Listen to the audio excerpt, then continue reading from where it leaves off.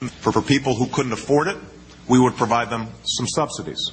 But because people would have some pooling power, the costs overall would be lower because they'd be in a stronger position to negotiate. We think it is a plan that works with the existing system, the employer-based system, the private healthcare system, but allows a lot of people who currently don't have health care to get health care. More importantly, for the vast majority of people who do have some health care, it allows them to get a better deal. We also have some insurance reforms in there that, for example, prohibit people who have pre-existing conditions from being banned from getting coverage.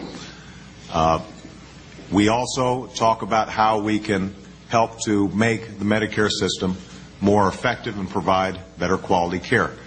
In each of these cases, there are corresponding ideas on the Republican side that we should be able to bridge. So I promise not to make a long speech. Let me just close by saying this. My hope in the several hours that we're going to be here today, that in each section that we're going to discuss, how do we lower costs for families and small businesses? How do we make sure that the insurance market works for people? How do we make sure that we are dealing with the long-term deficits? How do we make sure that people who don't have coverage can get coverage? In each of these areas, what I'm going to do is I'm going to start off by saying, here's some things we agree on. And then let's talk about some areas where we disagree and see if we can bridge those gaps. I don't know that those gaps can be bridged. And it may be that at the end of the day, we come out here and everybody says, well, you know, we have some honest disagreements. People are sincere in wanting to help, but they've got different ideas about how to do it. And we can't bridge the gap between Democrats and Republicans on this. But I'd like to make sure that this discussion is actually a discussion and not just us trading talking points. I hope that this isn't political theater, where we're just playing to the cameras and criticizing each other, but instead are actually trying to solve the problem.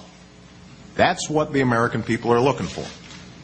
As controversial as the efforts to reform health care have been thus far, when you ask people, should we move forward and try to reform the system, people still say yes. They still want to see change.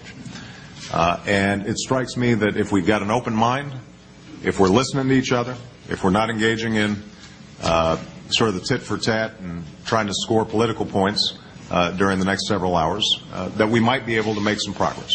And if not, at least we will have better clarified for the American people what the debate is about.